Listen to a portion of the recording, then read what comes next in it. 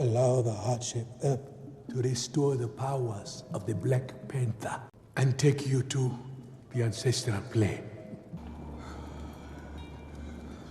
Mako.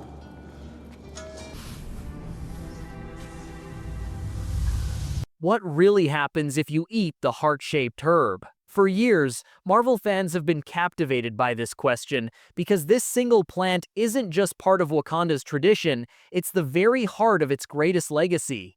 The herb has the power to turn kings into legends, but it doesn't treat everyone the same.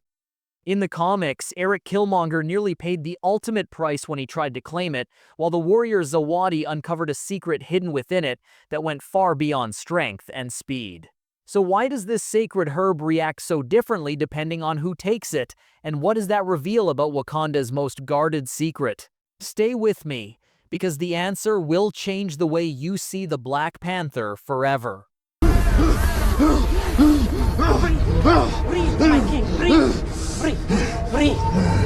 Long before Wakanda became the most advanced nation on Earth, a meteor of pure vibranium crashed into its land. That single event did more than shape the metal that powers Wakanda's technology. It changed the very soil. Plants that grew from that earth became unlike anything else on the planet. Among them was a strange, glowing plant, shaped like a heart, pulsing with energy. This special plant grows only in Wakanda, specifically on Mount Kanda in a section called the Valley of the Panther. Over time, the Wakandans learned that this herb wasn't just a plant, it was a gift that could turn an ordinary human into something far greater. The heart-shaped herb has always been more than a weapon. To the Wakandans, it is sacred, believed to be blessed by the panther goddess Bast herself. In the comics, we see it tied directly to that divine connection, a symbol of legitimacy for the one who will wear the mantle of the Black Panther. In the MCU, it is ritualized in the same way, ground into a potion and consumed during a sacred ceremony. It is always taken with reverence, because to eat it is to walk a line between life and death, body and spirit. The heart-shaped herb has been described as a natural super soldier serum, enhancing all of one's physical attributes to above peak human levels. The first thing that happens when someone chosen by the panther goddess Bast consumes the herb is the transformation of the body. The muscles strengthen beyond the limits of ordinary humans. The reflexes sharpen until an arrow fired from close range could be dodged without thought. Senses open wide, sight becomes clear even in pitch darkness. Hearing becomes sharp enough to hear a pin drop across a field, and scent becomes so precise it could track prey like a wild panther. Healing accelerates too, wounds close in days rather than weeks. T'Challa, in both comics and film, embodies these changes.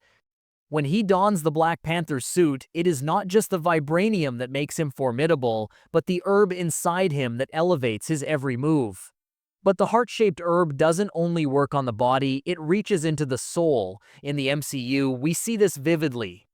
T'Challa lies in the dirt after drinking the potion and wakes up under a twilight sky filled with glowing purple trees, standing in the ancestral plane. There he meets his father T'Chaka, a conversation that strengthens his resolve and challenges his doubts. Killmonger too walked into that plane, but his vision was different. He found himself in his father's Oakland apartment, staring into the eyes of Njobu, confronted with pain, anger, and abandonment. The herb reflects not just who you are, but what you carry inside. In the comics, this connection is less visual but just as deep, tying the Black Panther to Bast and the long line of kings before them. Not everyone is meant to eat the herb. In Wakandan tradition, it is reserved for those who have proven themselves worthy, usually members of the royal line. In the comics, this is enforced harshly. Killmonger once tried to take the herb, but his body rejected it violently, nearly killing him, because he wasn't of the bloodline chosen by Bast. In the MCU, Killmonger did succeed in consuming it, but that was because he was a direct descendant of T'Chaka's brother. Even then, his spiritual vision revealed how unstable he truly was. The herb does not just grant power, it lays bare the soul of the one who takes it. The herb also has its limits. Its power can be stripped away. In the MCU's ritual combat for the throne, T'Challa drinks a potion that cancels the herb's effects, forcing him to fight as a man rather than a superhuman. Once he proves himself, the herb is restored to him. In the comics, the herb's power is usually permanent, but it can still be interrupted by science or sorcery. And of course, if the herb is altered, grown outside its natural vibranium soil, or synthesized incorrectly, the results can be unpredictable or even deadly. This is why the destruction of the herb garden in the MCU was so devastating. When Killmonger ordered it burned, he wasn't just erasing Wakanda's strength, he was erasing its heritage. Without the herb, the line of the Black Panther was broken. That crisis pushed Shuri to her scientific limits, forcing her to attempt a synthetic recreation in Wakanda forever. It worked, but the fact that it came from science and not ritual raises a question. Does recreating it in a lab diminish the spiritual weight it once carried, or does it represent a new chapter for Wakanda, one where tradition and innovation must walk side by side? In the comics, we also see variation. While most Black Panthers gain the same set of heightened abilities, some exceptions exist. Zawadi, one of Wakanda's champions, a monster hunter, and one of the few people to have ingested a heart-shaped herb without becoming the Black Panther. Zawadi claimed that the herb gave her glimpses of the future. She could see the edge of tomorrow. This suggests that the herb adapts itself to the individual, mutating differently depending on who consumes it. Historically, though, it has only ever resulted in an enhanced physical condition and superhuman senses. But if Zawadi speaks the truth, it opens up the possibility that the herb can grant other gifts too. The only true examples of the results from ingesting the heart-shaped herb come from Wakanda's royal line, and they always received the same abilities. Zawadi's one of the few exceptions to this rule, but she still gained the standard powers from the herb. She certainly demonstrated the strength of a Black Panther when she lifted Spider-Man off his feet with only one hand, despite her advanced age.